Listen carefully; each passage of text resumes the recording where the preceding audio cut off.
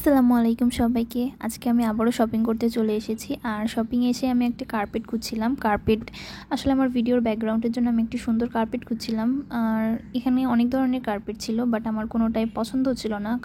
আর যেটা পছন্দ হচ্ছিল না সেটার কারণ হচ্ছে প্রাইস অনেক বেশি ছিল আর কোয়ালিটিটা তেমন একটা ভালো ছিল না। আর এটা একটু মোটামুটি ভালো লেগেছিল, কিন্তু এটার কোয়ালিটিও খুব একটা ভালো ছিল না। আর প্রাইসটা অনেক বেশি চাচ্ছিল, যার কারণে আমি অন্য দোকানে গিয়ে আরও কিছু কার্পেট দেখলাম আর কিছু টেবিলগুলো তো দেখছিলাম। আর এটা ছিল একটু কাপড়ের মধ্যে। আর আমি আরেকটা দোকানে গেলাম, তো এখানে আরও অনেক ধরনের আছে। তো আঙ্কেল আমাদের এগুলোর প্রাইস যা বললো তাতে আমার মনে হলো কোয়ালিটি দৃষ্টিতে প্রাইসগুলো একটু বেশি হাই। পরে আমি দেখছিলাম, আমার আসলে কালার কম্বিনেশনগুলো খুব একটা ভালো লাগেনি, তো এটা মোটামুটি ছিল। আর এই যে এটার কালার কম্বিনেশন আমার কাছে খুব একটা ভালো লাগেনি।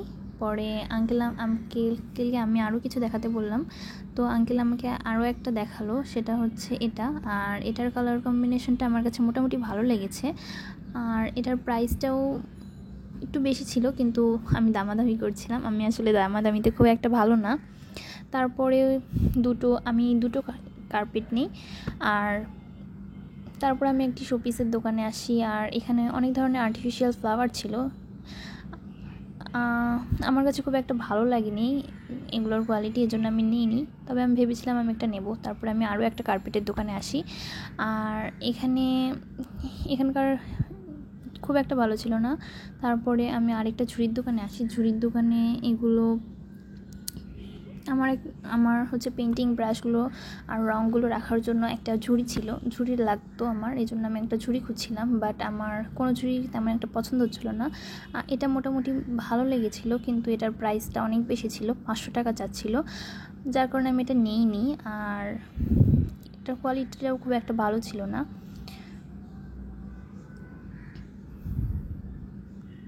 তারপর আমরা লাচ্ছি খেতে চলে আসি, যেহেতু আমরা শপিং করতে করতে ক্লান্ত হয়ে গিয়েছিলাম। তারপরে আমরা আবার একটি দোকানে যাই। আর এখানে অনেক সুন্দর সুন্দর কিছু সেট ছিল, যেগুলো আমার কাছে খুবই ভালো লেগেছিলো, বাট এগুলোর প্রাইস ছিল অনেক বেশি। আর এই বাটিটা আমার কাছে সবথেকে বেশি ভালো লেগেছিলো, বাট এটার প্রাইস ছিল প্রায় 500 টাকার মতো, যার কারণে আমি নিইনি। আর এটা ছিল একটা মশলা রাখার যে কৌটোগুলো হয় ওগুলো। আর এখানে একটা টিস্যু বক্স ছিল, আর এগুলো ছিল খুবই সুন্দর।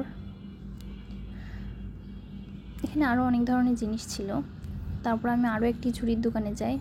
আর এখানে এটা আমার অনেক পছন্দ হয়। কিন্তু পরে আমি ভাবলাম যে আমার এটা লাগবে না, তাই আমি এটা নিইনি। কারণ আমার সব কলমগুলো আমি আমার ব্যাগেই রাখি। আমি কিছুদিন আগে একটি ব্যাগ নিয়েছি। আর আমি এরপর একটা ঘড়ির দোকানে চলে আসি, কারণ আমার ঘড়িটা নষ্ট হয়ে গেছিলো, আমার একটা নতুন ঘড়ি লাগতো। আর এখানে অনেক ভ্যারাইটিসের ঘড়ি ছিল, কিন্তু আমার কোনো একটাই তেমন পছন্দ ছিল না, কারণ জানি না কেন জানি আমার কোনোটাই পছন্দ ছিল না। পরে যাই হোক একটা নিয়ে আসি। আর আমি কি জিনিস নিয়েছি সেগুলো আমি বাসায় যেয়ে আপনাদের সাথে শেয়ার করব। এখানে বিভিন্ন কালারের বিভিন্ন টাইপের ঘড়ি ছিল। এগুলোর দাম ছিল 300 থেকে 400 টাকার মধ্যে। এরপর আমাদের আবার ক্ষুধা লেগে যায়, আর আমরা একটা স্টলে যাই, সেখানে যেয়ে আমরা বার্গার খাই। তো চলুন এখন আমি আপনাদের সাথে শেয়ার করি আমি কি নিয়েছি। আমি এখানে 3টা ক্যানভাস প্যাড নিয়েছি। আর এগুলোর প্রাইস আমার ঠিক মনে নেই।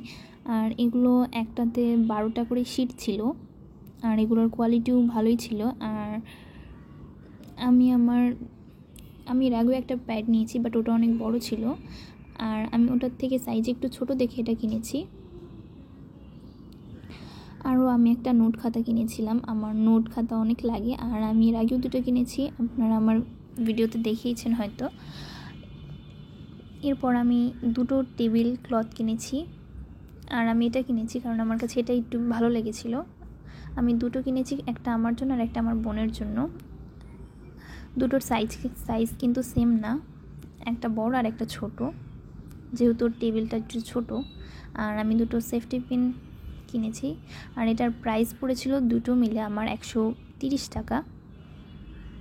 এরপর আমি এই ঘড়িটা কিনেছি, কেন জানি আমার এটাই একটু ভালো লেগেছিলো আর আমি এটাই কিনেছি। আর এটা আমার দাম পড়েছে হচ্ছে 300 টাকার।